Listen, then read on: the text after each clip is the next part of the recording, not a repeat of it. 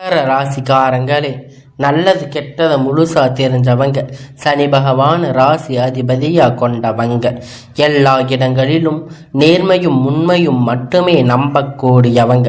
உங்களுக்கு சொந்தமோ பந்தமோ அது தப்புன்னு தெரிஞ்சா தப்பு தான், வெட்டு ஒன்று துண்டு ரெண்டுன்னு பேசக்கூடியவங்க. உண்மை நியாயத்திற்கு மட்டுமே என்னைக்குமே கை கொடுப்பீங்க. உண்மைக்கு புறம்பாக எந்த ஒரு விஷயத்தையுமே செய்ய மாட்டீங்க. இதனால்தான் மகர ராசிக்காரங்களுக்கு நிறைய கஷ்டங்களும் துன்பங்களும் அதிகமாகவே வந்துகிட்டு இருக்கு. புதுமையான சிந்தனைக்கு சொந்தக்காரங்க, பூ போல மனசு, கோபத்தை மறைச்சிட்டு சிரிப்பை மட்டுமே காட்டக்கூடியவங்க. எடுத்த காரியத்தை எப்படியாவது முடிச்சரணும் அப்படிங்கிறதுக்காக கஷ்டப்பட்டு போராடுவீங்க. தங்களுடைய கஷ்டத்தையும் கண்ணீரையும் கடுகளவு கூட மற்றவங்களுக்காக தெரியாம பார்த்துக்குவீங்க. இதனால பார்க்கிறவங்க எல்லோரும் மகர ராசிக்காரங்களா, இவங்களுக்கு என்னப்பா சூப்பரா இருக்காங்க, இவங்களுக்கு என்ன குறைச்சல் அப்படின்னு நினைச்சிட்டு இருக்காங்க. ஆனா சாப்பாட்டுக்கு கூட கஷ்டப்படுறது உங்களுக்கு மட்டும்தான் தெரியும். கஷ்ட காலத்துல திரும்பி பார்க்க கூட ஆள் கிடையாது. ஏதோ தட்டு தடுமாறி எந்திரிச்சு நிக்கிறீங்க. உங்களை குறை சொல்றதுக்குன்னே நிறைய பேர் தேடி வருவாங்க. மகர ராசிக்காரங்க வாழ்க்கையை பொறுத்த வரைக்கும் கஷ்டம்தான் நீங்க நினைப்பீங்க. மகர ராசிக்காரங்க மட்டும்தான் கஷ்டமா இருக்குதா? ஏன் எல்லா ராசிக்கு தானே கஷ்டம் அப்படிங்கிறது இருக்கு. மற்ற ராசிக்காரங்களை விட மகர ராசிக்காரங்களுக்கு கொஞ்சம் கஷ்ட காலம் அதிகமாகவே இருக்கு. சொந்தக்காரங்க நண்பர்களுக்கு ஒரு தேவை இருக்குதுன்னா மட்டும்தான் உங்களை தேடி வருவாங்க. அந்த தேவை முடிஞ்ச உடனே உங்களை தூக்கி போட்டுருவாங்க. மறுபடியும் அவங்க வந்து உங்ககிட்ட உதவின்னு கேட்பாங்க. அவங்க உங்களுக்கு முன்னாடி பண்ண துரோகத்தை எல்லாம் மறந்துட்டு மீண்டும் அவங்களுக்கு உதவி செஞ்சு ஏமாறக்கூடியவங்க தான் நீங்க. இந்த ராசிக்காரங்க வாழ்க்கையில கடந்த காலகட்டத்துல ஏதாவது ஒரு பிரச்சனை புதுசா வந்துகிட்டு தான் இருக்கும். நீங்க இரவு நேரத்துல நிம்மதியா தூங்கலாம்னு பார்ப்பீங்க. ஆனா காலையில எந்திரிச்ச உடனே பார்த்தீங்கன்னா புதுசா ஒரு பிரச்சனை உங்களை தானா தேடி வந்திருக்கும். ஏன் எனக்கு மட்டும் இவ்வளவு கஷ்டம் வருது? என்னோட வாழ்க்கையில நான் யாருக்குமே கெடுதல் கஷ்டத்தை துன்பத்தை கொடுத்ததில்லையே. என்னோட நிலைமை ஏன் இப்படி இருக்கு அப்படின்னு தான் நிறைய மகர ராசிக்காரங்க சொல்லிட்டு இருக்கீங்க. மகர ராசிக்காரங்க பிரச்சனை வரும், அது கொஞ்ச நாள் இருக்கும், அதுக்கப்புறம் அந்த பிரச்சனை போயிடும். இந்த மாதிரி பிரச்சனை வரும்போது நிலைமை தன்னுடைய நிறைய மகர ராசிக்காரங்களுக்கு இருக்கு. நீங்க என்னதான் பிரச்சனை தவிர்த்தாலும் ஏதாவது ஒரு சூழ்நிலையில உங்களை தேடி புதுசா பிரச்சனை வந்துகிட்டு தான் இருக்கும். மகர ராசிக்காரங்க கடந்த காலத்துல தங்களுடைய வாழ்க்கையை நீங்க நல்லது நடந்திருக்குமா? ஆனா இந்த 7 சனி நிறைய கஷ்டத்தையும் துன்பத்தையும் அதிகமாகவே உங்களை தேடி வந்து கொடுத்திருக்கும். மகர ராசிக்காரங்க சொந்த பந்தத்தை இழந்து, சொத்துக்களை இழந்து, தனக்கு நெருக்கமாக இருக்கக்கூடிய உறவுகளை இழந்து, கடைசியில நான் மட்டும்தான் வாழ்க்கையில இருக்கேன், என் வாழ்க்கையில வாழ்றதுக்காக யாருமே இல்லையே, எனக்கு உயிர் வாழவே பிடிக்கலன்னு சொல்லிட்டு இருக்கீங்க. இதுக்கு மேல என்னால வாழவே முடியாது சாமி, தயவு செஞ்சு என்னை வந்து கூட்டிட்டு போயிரு. நான் இவ்வளவு கஷ்டப்பட்டதுக்கு அப்புறம் எனக்கு வாழ்க்கையில வாழணும் அப்படிங்கிற எண்ணமே சுத்தமா போயிடுச்சு. உங்களுக்கு மனசுல கவலையும் துன்பமும் அதிகமாக இருக்கு. நீங்க செய்யக்கூடிய ஒவ்வொரு விஷயத்தையுமே தடுப்பதற்கு, உங்களை அவமானப்படுத்துவதற்கு நிறைய நபர்கள் வந்து முயற்சி பண்ணிட்டு இருக்காங்க. இது எல்லாம் தெரிஞ்சுமே கூட நீங்க என்னமோ பண்ணுங்க, எனக்கு என்ன வந்துச்சு அப்படின்னு தான் தன்னுடைய வேலையை மட்டுமே என்னைக்குமே குறிக்கோளா இருக்கீங்க. மகர ராசிக்காரங்க நீங்க என்னதான் களவு எல்லா கஷ்டத்தையும் நினைச்சுக்கிட்டு இருந்தாலும் உங்களுக்காக வரக்கூடிய பிரச்சனை ஏராளம் வந்துகிட்டே தான் இருக்கு. உங்களை தேடி தானா பிரச்சனை வந்துகிட்டு தான் இருக்கு. ஆனா இருந்தும் கூட இதற்கு காரணம் உங்களுக்கு அந்த டைம்ல நடந்த 7 சனி தாக்கம்தான் அதிகமா இருந்திருக்கும். இனி வரக்கூடிய காலத்துல உங்களுக்கு இன்பத்தையும் மகிழ்ச்சியையும் தரக்கூடிய ஒரு காலகட்டமாக அமைஞ்சிருக்கு. ஏன்னா உங்களுக்கு 7.5 சனி தாக்கம் முடிஞ்சிருச்சு. இன்னுமே நாங்க வந்து 7.5 சனி எங்களுக்கு நடந்துட்டு இருக்க மாதிரி தான் எங்களுடைய வாழ்க்கை இருக்கு, கஷ்டப்பட்டுட்டு இருக்கோன்னு நீங்க சொல்லுவீங்க. அப்படி நிறைய நபர்கள் சொல்லி இருக்காங்க. கடந்த 2 வருஷமா 7.5 சனி பார்த்தீங்கன்னா வந்து நிறைய கஷ்டத்தை துன்பத்தை அனுபவிச்சிருக்கீங்க. இனி வரக்கூடிய நாட்கள்ல இது அனைத்தும் உங்களுக்கு முழுவதுமாக நிவர்த்தியாக போகுது. இதனால வரைக்கும் நடந்த கெட்ட விஷயம் எல்லாமே விட்டுடுங்க. இனி வரக்கூடிய நாட்கள்ல மகர ராசிக்கு எப்படிப்பட்ட நன்மைகள் எல்லாம் வரப்போகுது அப்படிங்கிறத நம்ம தொடர்ந்து பார்க்க போறோம். இந்த ஆண்டு, அதாவது இனி வரக்கூடிய நாட்களை பொறுத்த வரைக்கும் பார்த்தீங்கன்னா உங்களுடைய வாழ்க்கையில முதல மாற்றம். நீங்க கடந்த காலகட்டத்தில் நிறைய இடத்துல அவமானப்பட்டு அசிங்கப்பட்டு இருப்பீங்க. அந்த அவமானத்தில் இருந்து மீண்டும் வந்து உங்க வாழ்க்கையில வெற்றி பெற போறீங்க.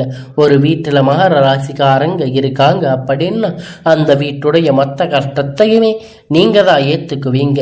இனிமேல் மகர ராசிக்காரங்க எதிர்த்து வரங்க இனி அழிவு காலம்தான். எவனை எதிர்க்கக்கூடிய ராசி அப்படின்னா அது முழுக்க முழுக்க மகர ராசிக்காரங்க தாங்க. கடந்த காலகட்டத்தில் எல்லாமே பார்த்தீங்கன்னா பெரிதாக வந்து பொருளாதார முன்னேற்றம் உங்களுக்கு கிடைச்சிருக்காது. நிறைய கஷ்டம் துன்பம் அனுபவிச்சிருக்கீங்க. கடன் பிரச்சனை, நிறைய சிக்கல் பிரச்சனை அதிகமாக இருந்திருக்கும். ஏன் இந்த குரு பயிற்சி நடக்குதுன்னா, அதுக்கு ராகு பயிற்சி நடக்குதுன்னா, நாங்கள் இத்தனை பயிற்சி வந்துமே எங்கள் வாழ்க்கையில் இன்னும் நாங்கள் வாழ்க்கையை எப்படித்தான் நாங்கள் முன்னேற்றத்தை பார்க்கவே இல்லையே அப்படின்னு நிறைய மகர ராசிக்காரங்க கேட்டுட்டு இருக்கீங்க.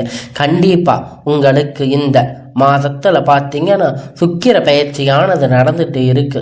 உங்களுக்கு நல்ல ஒரு முன்னேற்றத்தை கண்டிப்பா சுக்கிர பகவான் உங்களுக்கு நிச்சயமாக தரப்போறாரு.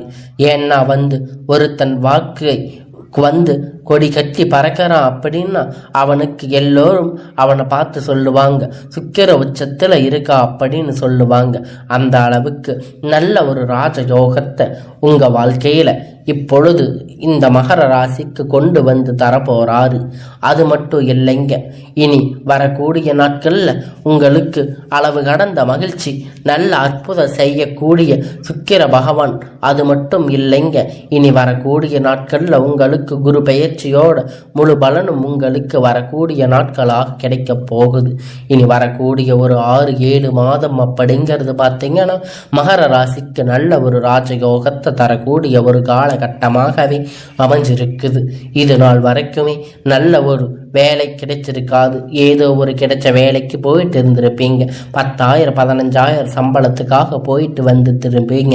இனி வரக்கூடிய நாட்கள்ல நீங்க படிச்ச படிப்புக்கு ஏற்ற மாதிரி உங்க தகுதிக்கு ஏற்ற மாதிரி வேலை, ஒரு அரசாங்க வேலை பண்ணாலும் சரி, இல்லை ஐடி வேலை, பிரைவேட் ஜாப் எதா இருந்தாலும் உங்களுக்கு பிடிச்ச மாதிரி வேலை அப்படிங்கிறது உங்களுக்கு நிச்சயமா கிடைக்க போகுது.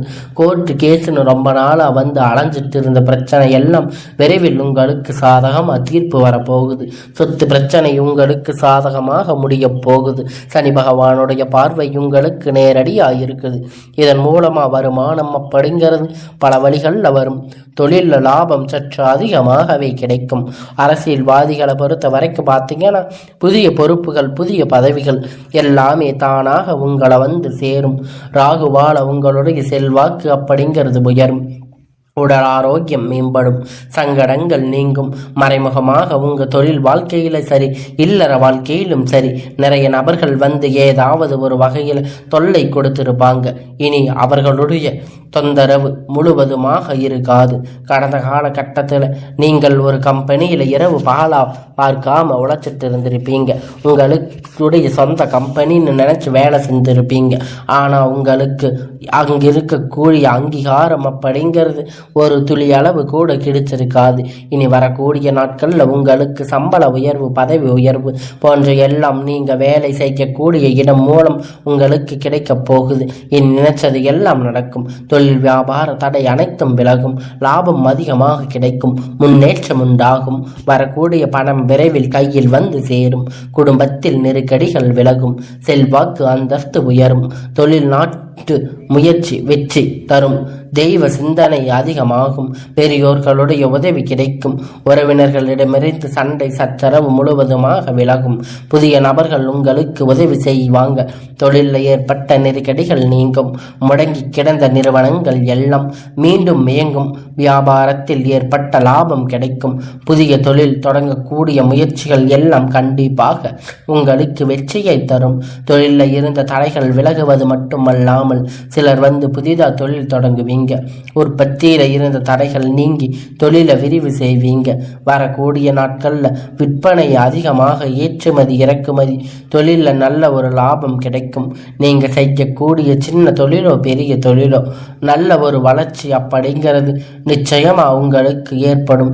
கடந்த கால கட்டத்துல மகர ராசிக்காரங்க வாழ்க்கையில இந்த 7 சனி மூலமா திருமணம் நிலை அப்படிங்கிறது நிறைய சிக்கல் பிரச்சனையில நீங்க சந்திச்சிருப்பீங்க.